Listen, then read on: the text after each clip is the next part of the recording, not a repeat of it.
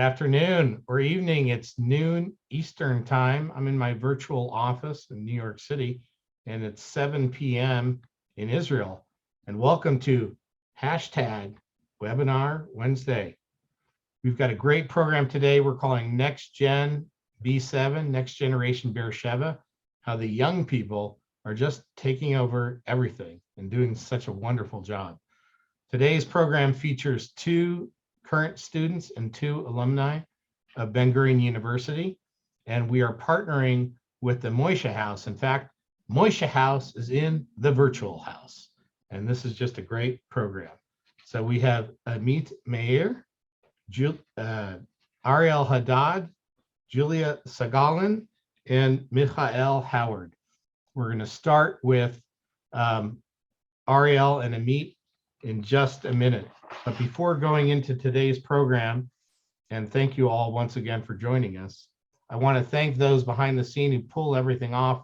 Melody Makhtarian, our Director of Events and Experiences, Kara Bortman and Liz Kirshner, and Sari Berkovich and the amazing marketing team. We are live on Facebook and our audience is growing. We got a lot of new people who have joined us today. And if you just don't get enough from this program and you want more from Ben-Gurion University and Americans for Ben-Gurion University, this Thursday, Professor Nadav Davidovich is answering questions about COVID vaccines for teens on the BGU Facebook page at 10 a.m. Eastern. And then there are a couple of great webinars coming up, one being held by the Academic Engagement Network featuring Ben-Gurion University President Danielle Shemovitz, as well as University of Haifa President Professor Ron Robin, to discuss how Israel's 2 most diverse universities promote multiculturalism and coexistence in higher education, a very important topic. And on Wednesday, July 14th, I'll be back hosting the next webinar at a special time, 1:30 p.m. Eastern, with Dr. Oren Shriki, and we'll be talking about harnessing brain science at BGU's new Neurotech Hub. I promise you, you don't want to miss that one. Okay, so today, you know the drill. If you're interested in asking a question, just click on the Q&A function, and I'll do my best to get to the questions at the end of the program. As you know, this webinar is called for 45 minutes, and our goal is to just, if you give us 45 minutes, we're going to give you a glimpse into one of the most incredible universities in the world and one of the most vital institutions, obviously, for the future of Israel. Okay, so let's get going. Ariel and Amit, you're up first. So Ariel was born, hello, welcome. Ariel was born and raised in Beit Arya, Israel. After her time in the Army as part of the IDF spokesperson unit, she followed her passion to work in agriculture in the Arava region. Hopefully I've got that right. Okay. Today, she's in her final year of communication and management studies at Ben-Gurion University, and she's been a Moishe House Beer-Sheva resident since October 2019. In fact, all 4 residents of the Moishe House are Ben-Gurion University students today, if I understand that correctly, which is just wonderful. Amit Meir was born and raised in Ashkelon in the Negev, where he was active in the Hebrew Scout movement known as Sofim. In the IDF, he served as a medic in the Havat HaShomer, a unique military base aimed at integrating marginalized teens into society. Today, Amit is studying, we're very proud of him, at the Goldman Medical School to be a doctor at the Faculty of Health Sciences at Ben-Gurion University. As those of you who are familiar or don't know, we have 2 medical schools at Ben-Gurion University, one taught in Hebrew, which is where Amit goes to school, and one taught in English called the Medical School for International Health, that is for mostly Americans and North Americans, but people from all over the world. Amit has been a Moishe House Beer-Sheva resident since October 2020. Okay, Ariel and Amit, tell us about Moishe House. What attracted you to do the work at Moishe House, and help the audience understand what Moishe House Beer-Sheva does? Okay, so first of all, I think it's that Beer-Sheva. Everyone knows that Beer-Sheva is good university. It's in one line with the Ivrit and the Tel Aviv University in Israel. And second of all, it's because Beer-Sheva is the most, I don't know how to say it, societies and friendship university. People come here for the community, for the fact that they can see more friends here. It's more fun here. Yeah, That's the we call it the cool school. You know, that's the it has a social life. It's a little bit more American, familiar to American people, with a campus and residential life. People live in dorms and in apartments, and it's kind of a college town. So we don't have dorms. Okay, we have dorms here, but there is not a lot of people that going to live there. But Yeah, we're building some nice, really nice new dorms on the North Campus. most of the students, because there is a lot of students, more than the rooms in the dorms can give. Most of the students live in the city, and again, it's cool. It's the cool school. There is a lot of parties here. There is a lot of איך נגיד, bars and איך נגיד חברתי. It's a very social place, and I think what's unique about Beersheva in that sense is that practically all the students live within half a mile from the campus, and it created what's known as a student neighborhood. So everyone knows that certain neighborhoods are of students, and the social life is very active, and there is a very strong sense of community. There are a lot of initiatives happening in the city by students that aim to make the experience better and wholesome for everyone involved. So for me, it was a very obvious choice that I want to go to Beersheva. Yeah, so for those who aren't familiar, many of our students volunteer in the community. About half of our undergraduate students and a third of our total student population volunteers. There's a sense of spirit and involvement. BGU does education and research, obviously, but it's not an ivory tower institution. It exists and has a mandate to be involved in the region, to uplift the community. So let's talk about Moishe House. What attracted you to live there and the work that you do? And in fact, you may have to leave this program early because you've got a karaoke event that I understand that starts in just under an hour. Yeah. So first, I will be honest, that apartment is one of the best apartments in Beersheva. I have to say it. That's a secret that Moishe House board understands, that if you offer young people a really nice place to live, they might just live there. Look, if you want to bring people to your house, it has to be a good one, you know? So that's first. And second of all, you are kind of a mini celebrity, I feel, because all the day you say, you know, the Moishe House, you talk about it every time. You have the opportunity to invite people to your house all the time. And people, if they don't know you personally, they know what Moishe House is. Speaking of celebrities, yeah, speaking of celebrities, I think we've got a few that have joined us that I want to provide a shout out for, because as you know, Moishe House is a partner with Americans for Ben-Gurion University in this program. So Alejandro Okret, I think you know Alejandro, as well as Larry Gast, who helps with the development efforts in the States, and Ben Lusher, who's the board chair of Moishe House, and he's a crossover lay leader. He's a recent alum of what we call our Americans for Ben-Gurion University Zinn Fellow Leadership Program. So we're really proud of the relationship with Moishe House. We also wanted to, we were a bit excited, but it was really important for us to say thank you to Americans for BGU, because I think Moishe House and I think BGU as a university wouldn't be the same without that enormous and amazing support. My faculty is named the Goldman faculty, and I just know that the experience wouldn't be the same without you. So thank you, and thank you, Doug, for hosting the webinar and having us.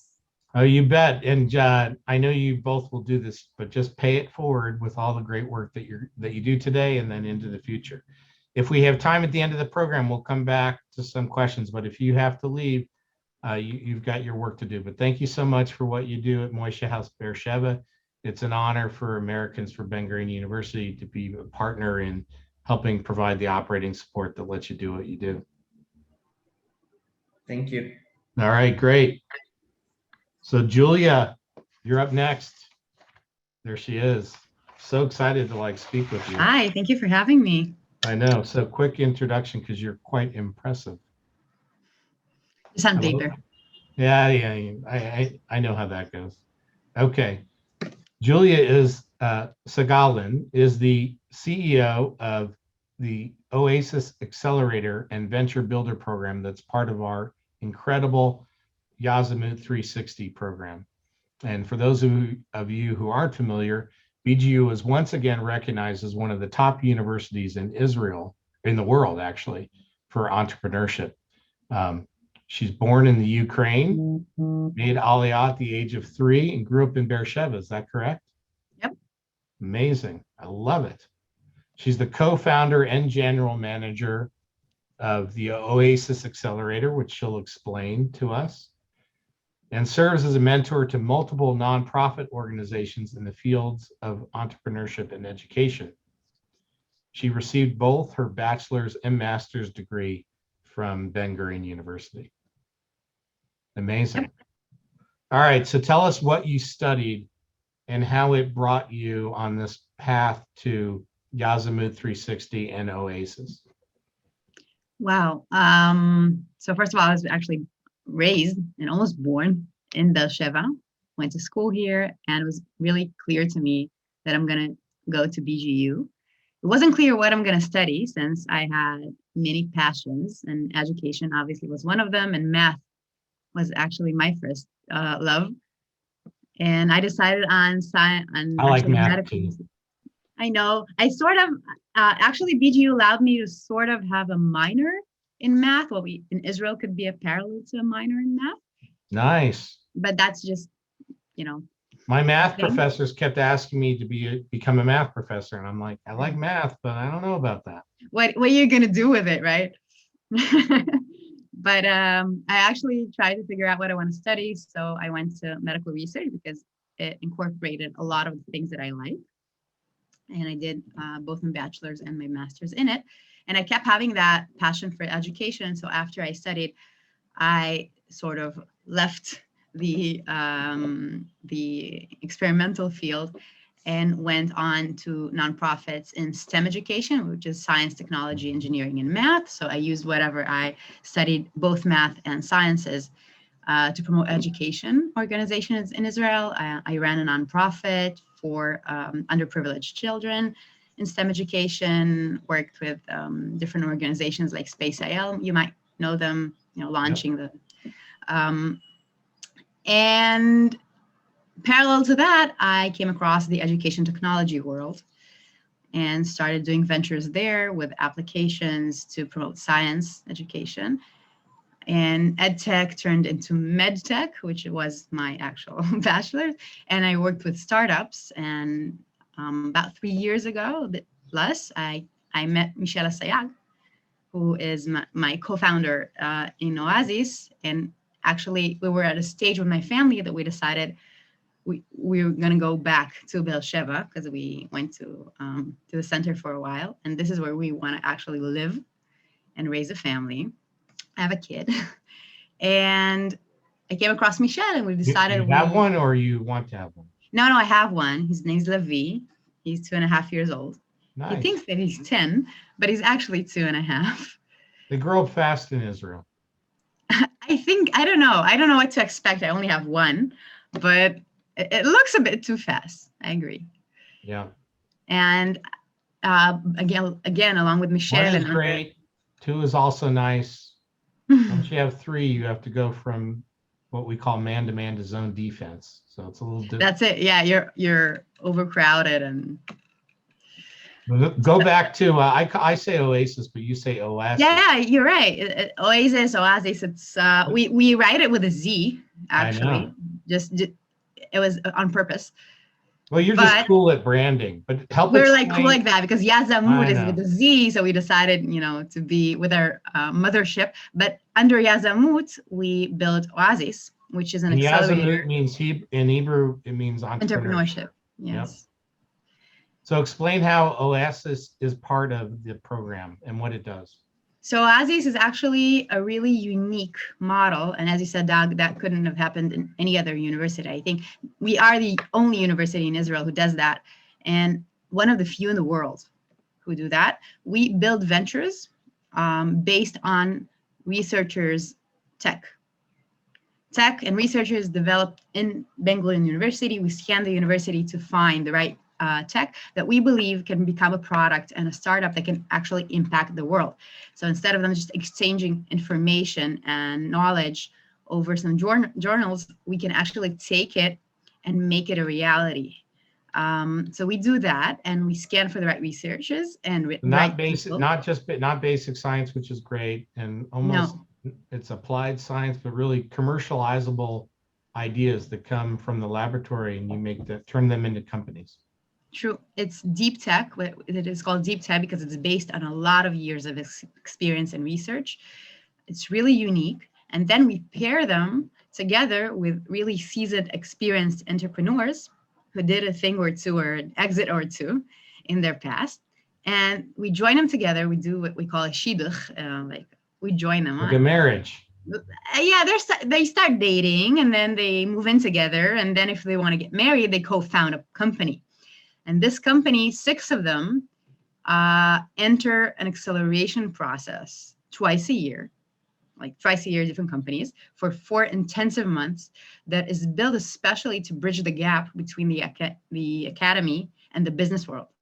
We help them build a product around the technology, help them build a pitch for investors, and we help them form a team, which is basically the dream of every investor, since it incorporates both a really good technology and business experience, which is really. Now, my understanding is there's a curriculum like an IBM Alpha Zone, or explain how it works. We partner with IBM Alpha Zone for their network, and also we have a lot of partners from the South to help.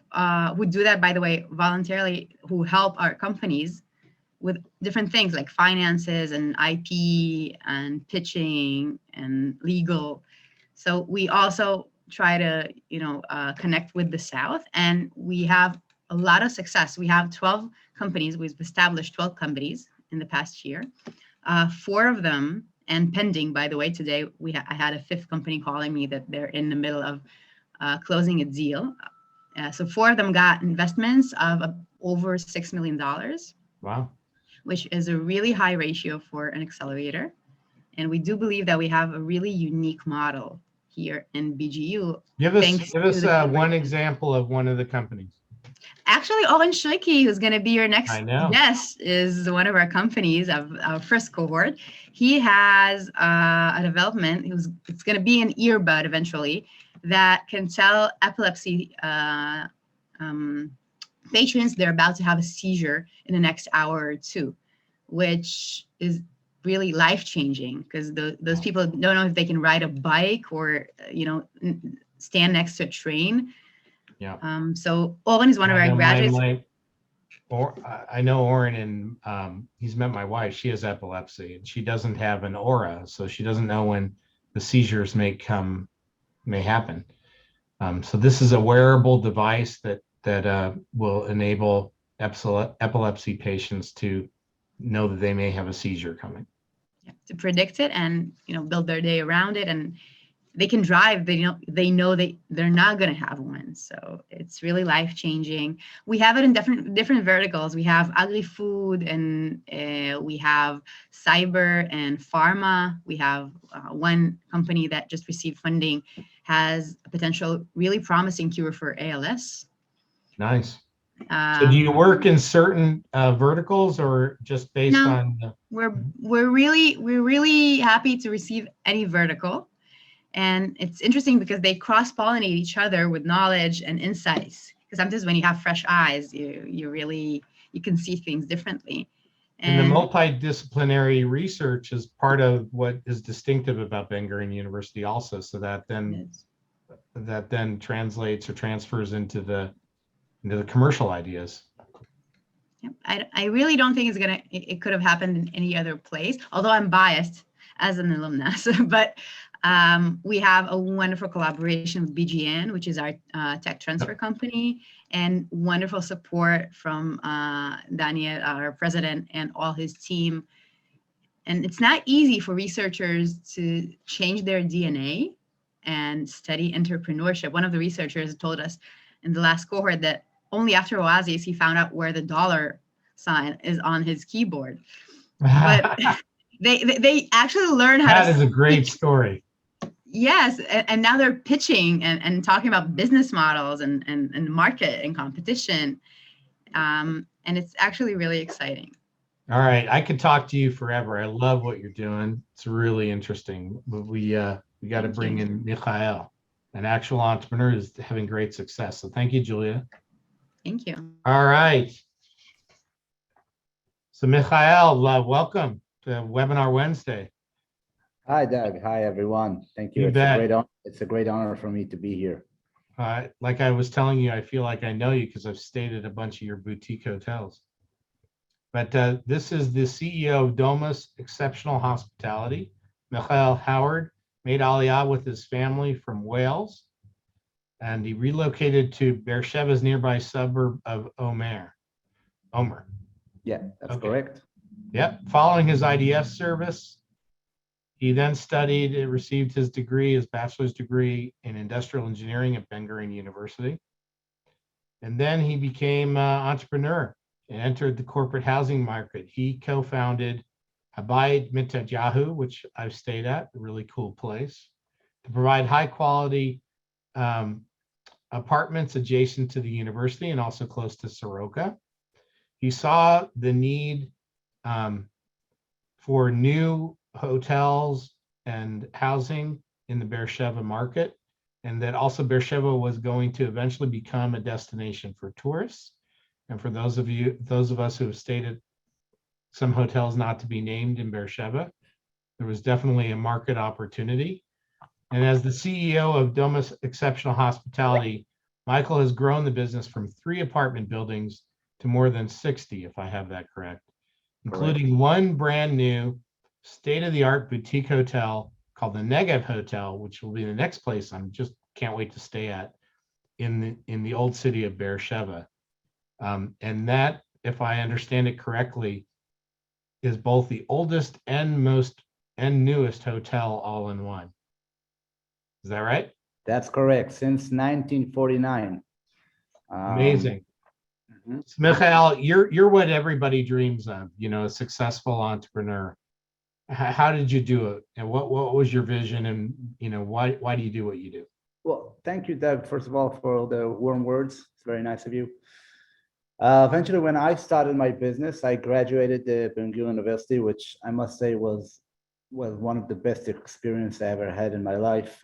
You mentioned it when we just started the panel about all the social life, and it's such a great place to live all together. All the students, they live in a radius of about 1 mile all together, like, as we said, parties, bars. It was a great experience. And once I graduated, I understood Beer-Sheva. I had 2 figures in my mind. I knew in Israel in that days, there were 54,000 hotel rooms in Beer-Sheva, in all around Israel. And in Beer-Sheva, only 400 hotel rooms.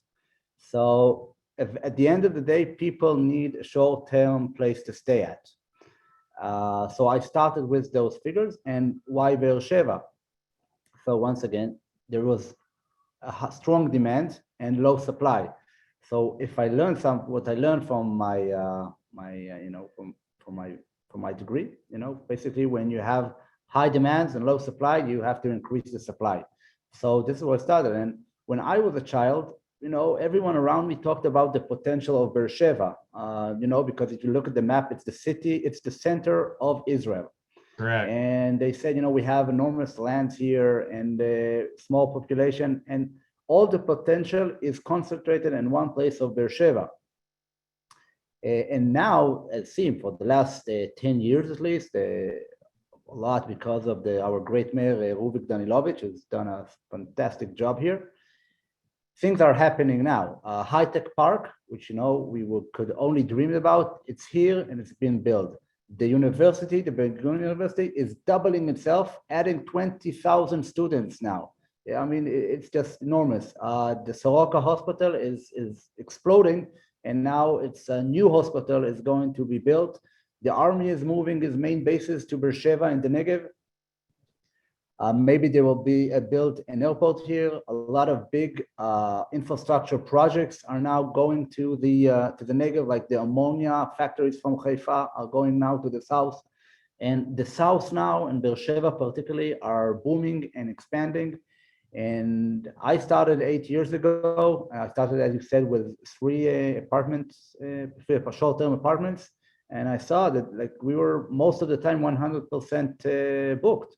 So I said, okay, we continue. We do it more and more and more. And as I said, now we have 66, what's called hotel rooms. 66 rooms in all our chain. Yep. And we're planning more hotels also in the Negev, in Beer-Sheva, and hopefully all around Israel. But and it's amazing. So you told me earlier, because I was asking you about our program, our department in tourism and hotel management that's based out of the Eilat campus. It's one of the higher ranking programs at the university. You mentioned that a number of your employees have their degrees from that school. So what makes them great employees for you? I can say that I'm very proud of it, but my management staff, all of them are graduates and students from the tourism and management department of the Ben-Gurion University. They're the best workers any employer can find. They are professionals, loyal, and they come from true love to the business. I mean, I'm telling you, even if, let's say it's our vision that if a client, we mostly serve foreigners. And when someone from Germany, from the States comes and he has some problems, our employees, they will help them even if it's 1 a.m. in the morning and they need to go out from their bed. It's their job, it's their professional, and they're planning. It's not like a part-time job for them and okay, we come here 3-4 months and then we move forward. On the contrary, they come here, they become professional, they love their job. And I say we have our best army force in Israel called Sayeret Matkal. So it's like the Navy SEALs or the Delta Force. So I always equivalent them to the Navy SEALs or the Delta Force of any management, especially hotel management, you can find. And the Department of Tourism here is doing a fantastic job with these guys.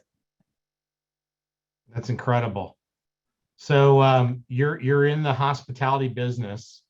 In the States, we think of this concept of Southern hospitality in the southern part of the States. What does Southern hospitality or the desert hospitality in Israel mean to you? Well, what I'm trying to bring to my staff and to my guests is I want them to, we say our slogan is Domus exceptional hospitality. Okay, it's really important for me that when guests come here, first of all, when they come into the hotel, they are feel beloved, no matter what's your religion or who you are or what you are and what age you are, you will feel equal. And it's a very, very important feeling for me that I want to pass on to my guests who come here. And we always try to give them like what's called a customized service. Okay, let's say now with all the COVID, people come from abroad, mainly foreign workers to work here, and they need to be isolated now in the apartment for 10 days. So we assist them with 3 hot meals a day, and we even go for them and we go to the supermarket and buy them their groceries. Okay, it's totally a new service that we launched since we entered this So part of how you survived COVID was actually you were housing people through their quarantine period.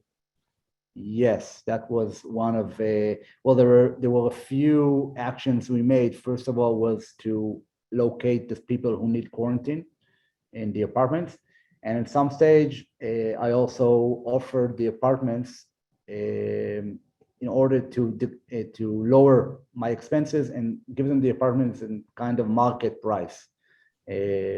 What I pay just to try to lower my losses, because at the end of the day, it wasn't a good year for us, but I'm happy to say and proud that we did survive, and we're a strong group.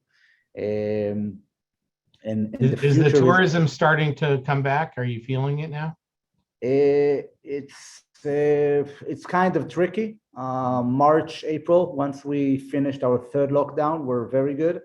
But then came the war, and it's kind of like it was like a crashing ball, because we had a lot of expats here and foreigners, special workers here, and they were staying here. When once the war started, there was a war just a month ago. I'm sure you heard about it, and rockets were launched into Beer-Sheva.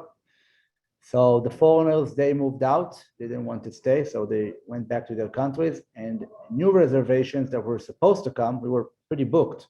They didn't come.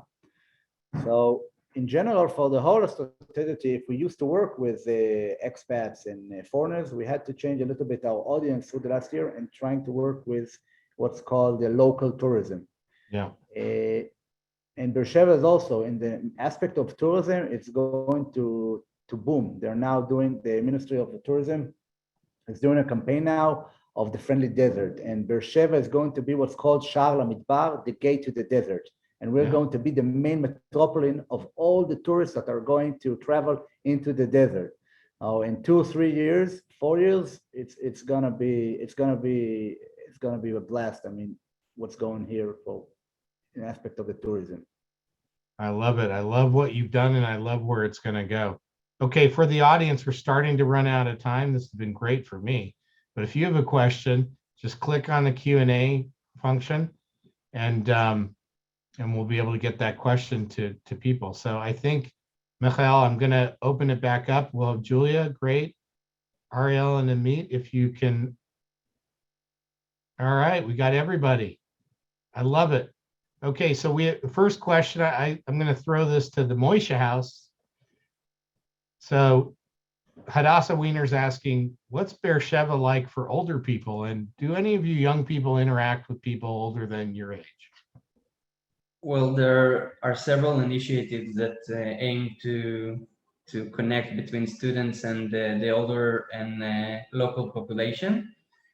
Some even offer for students free lodging in the apartments of lonely older people for the company. It's a very nice project that exists for several years. And we also have a lot of volunteer works with them. Moishe House specifically aims for the 20 to 30, 35 years old to build a young community for those that left their parents' home and haven't built their own yet. And but there are a lot of operations that we do with people like Areshet, which is the network that aims to build stuff for a slightly older population. And I think in the bottom line, I think that Life Tree is pretty good for older people here. Julia, you want to comment on that, or Michael? Well, I'm not sure if I'm probably not the older people that the question was aiming for, but I can tell you that since we were almost a decade in the center, I lived in Rehovot. I worked in Weizmann Institute for 5 years and many other places. And we did, when we thought we were gonna, build our nest and move our family, Beer-Sheva is, I think it has a certain unique aspect. We are, well, basically we are really a large city in the terms of Israel, but it also always feels like a really huge neighborhood. So especially for people who grew up here, and I see Ariel and Amit nodding, it feels like you know everyone. And when I was first sitting with Michelle in the high-tech park and planning Oasis, and there was almost no high-tech park, and people were coming and approaching me and saying, hi, he's like, do you know everyone? I said, no, you just grew up here. And it feels like you know everyone. There really is no hierarchy in, oh hello. Not even in the municipality. Everyone has, you know, you can reach the mayor's cell phone. That's the feeling. And for older people, at least my age, a bit older, looking for better schools or better communities, they are building a lot of communities for, you know, people with families around education, around maybe religious perspectives and other things. And different, I think there are 12 communities living together in Beer-Sheva. So shortly, my answer is, yeah, it's pretty cool. And it's getting better. Well, my dog Scooter's barking in the virtual office in New York City. So, Michael, talk a little bit about, you explained your math and why you saw the opportunity. Is there a Zionist motivation that also is part of your trying to build the economic development in the region that is the Negev? Well, there is this story what my dad used to tell me one time. You know, when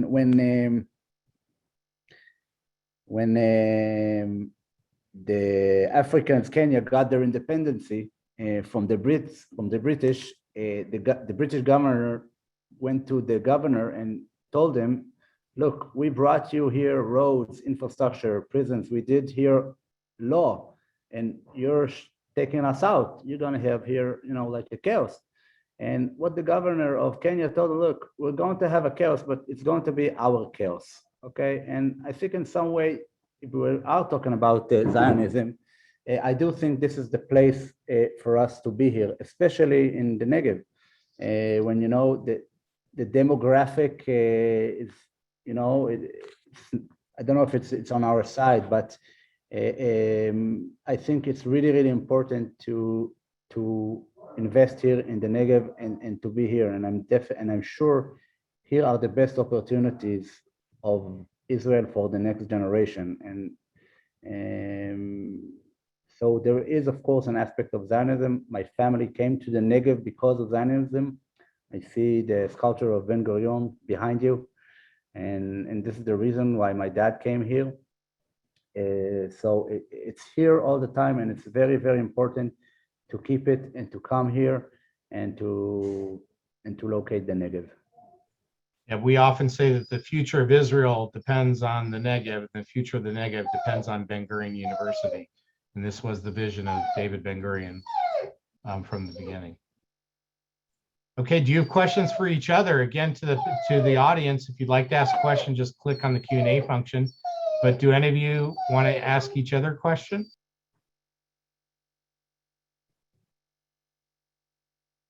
We know each other, so as Julia said, we are all from the same neighborhood. Here's something I've been asked to make sure that we get. What are some of the best places to eat in Beer-Sheva? That's a great question. And for me, it's a place called Pinat Ochel, which is right across the street from Moishe House. It's the very first place I ate in Beersheva when I was here, I think 4 or 5 years ago, during my last job before I was a student. And I think that's the place that changed my views about Beersheva. I suddenly saw like really good food in the neighborhood, and it kind of made me think like, okay, Beersheva got it going. So for me, it's Pinat Ochel. I must say that in Beersheva, almost every restaurant you go, from a falafel stall to, let's say, a kampai, which is considered like a posh restaurant, they are fantastic. The portions are huge. You usually can't even finish them. And also the people here are extremely friendly. That's regarding to the question of older people. If I'm considered old, maybe I'm 38, I have 3 children. And what I like about the city of Beersheva, first of all, the parks. We have probably the best parks, maybe definitely in Israel. There's a bunch of new parks for children, okay, which are amazing. We have now the biggest artificial lake in Israel. And so there's a lot of activity to do here. A zoo that has been renovated, and it's planning to also, I think, triple itself. It's going to be the largest zoo in Israel now, and it's been built right now, not potentially, but it's now. The tractors are on the ground. So there's a lot of activity, and biggest advantage is you don't have any traffic here. You take your car and you park on the park. You don't need to. There's no traffic here, which is great. So I love it. Hadassah Wiener, she's asking more questions. Do you need a car to live in Beersheva? How walkable is it? Are there festivals in the old city, etc.? Yes, there are festivals in the old city, especially at the spring and the summertime. And if you live in the old city, so I guess you can probably get along without a car. But if you live like more in the further neighborhoods, you probably need a car. The public transportation is probably not the best here, as like all around Israel. I mean, not better or worse, but still the public transportation isn't amazing. So unfortunately, you do have to hold the car unless you live in the old city, and it depends what your needs are. So I guess it's an eventuality. And this is a question for Moishe House. David Burson, our colleague in Canada, is asking, is there joint programming between Moishe House Beersheva and other Moishe houses in the States or in Canada? No, we are not doing a cooperation between us and another Moishe House, but in Purim we made to each other mishloach manot. I don't know how the Purim box. Yeah. So because of I think the past year of COVID, it was really hard for us to make the events as we were used to. It had a huge impact on the community we're trying to build and maintain. And I think that reaching out to other homes in the States wasn't something we could shoot for. But I think it's a very good idea that we might not have considered, so we might do it. I will say that before the COVID, we had a thought about doing a big trip, us and the Moishe House of Jerusalem, the both community, to have a big trip to the Negev desert. And by the way, for the last question about cooking and food, I did Ariel injustice because she's the best cook, and you are all welcome to come to Moishe House, and we can prove it. In this Friday, it's gonna be a Geffen, if you know Count what me it is. in. Count me in. I'm coming. Okay, we're going to give the last question because our time's wrapping up to our board president, Gary Debody. He asked, what's needed in Beersheva to make it just an even better, like the best place to live if it isn't already? What's missing? I'd say the sea, but the story is that our mayor, a lot of years ago, he said, I'm going to bring the sea to Beersheva because that's the only thing, which is a bit trouble actually building here. And he built some sort of a shore. It's like a lot of fountains, and you have places to sit and lie down. So that's Beersheva's beach. Well, there's an impressive, I think Michael was, the JNF USA has been involved in the big park, and there's an artificial, call it reservoir lake, Yes. across from the IKEA. But yeah, no sea. No sea yet. Yeah. But What else the is point is missing? it's pretty perfect as is. Well, the weather, you need good air conditioning. I have to say that the swimming pool in the university, she's giving a fight for the sea. I think the You main need to see it challenge. before the I think the main challenge, and maybe you can, Americans for Ben-Gurion maybe also can assist in this challenge, is how to keep the students to live in Beersheva after they graduate, because unfortunately, there's a lack sometimes of places to work here. And a lot of the great students and the great minds, they move north to the center, to Tel Aviv, Ra'anana, and not a lot of them are staying here. I'm talked about dynamism, but one of the things that I feel very proud of it, that even in my small organization, and it's a very small organization, at the end of the day, I have 15 employees, but 8 of them are students that graduated and stayed in Beersheva because of the work. So think about what one job, what one small business can do to keep these great people and great minds in Beersheva.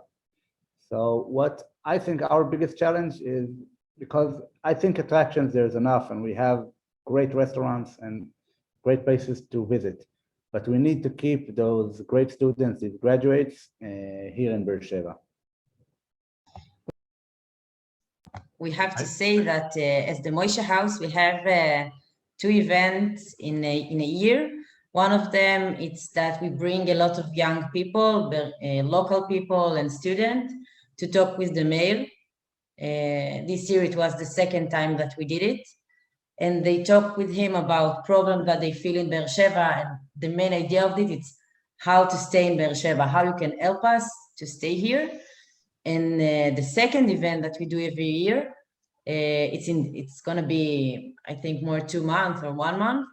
It's a graduating student that talking about jobs in Beersheva. They're talking with people that graduated 2 years ago or 5 years ago, and they talk about the option to work in Beersheva and how we can stay here after we finish the degree.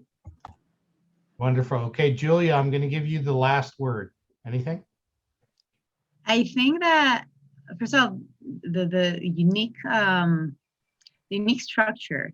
I think, I don't know if people like hear us know that there's going to be an innovation district in Beersheva, and I think that the unique structure of Ben-Gurion University and Soroka, and as Michael said, the Army and the high-tech park and the student community around it, it's going to be an innovation district. And that, combining the fact that I know that our municipality is really into helping and, for example, keeping students in Beersheva, I know for a fact that's one of the highest priorities of Beersheva.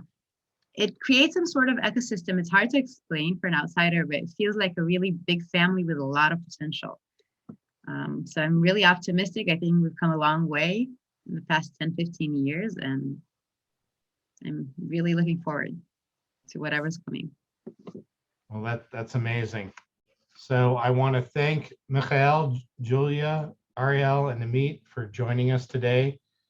David Ben-Gurion, the founder and first prime minister of Israel, and the guy whose name is on the door of our university, once said that the Negev offers the greatest opportunity to create modern Israel from the very beginning. So I want to thank all of you for what you've done, and even more importantly, thank you for what you're going to continue to do into the future. Not to put pressure on you, but the future of Israel depends on you. So thank you all for joining us for today's webinar, and stay safe, be healthy, and Lahit Road. Thank you.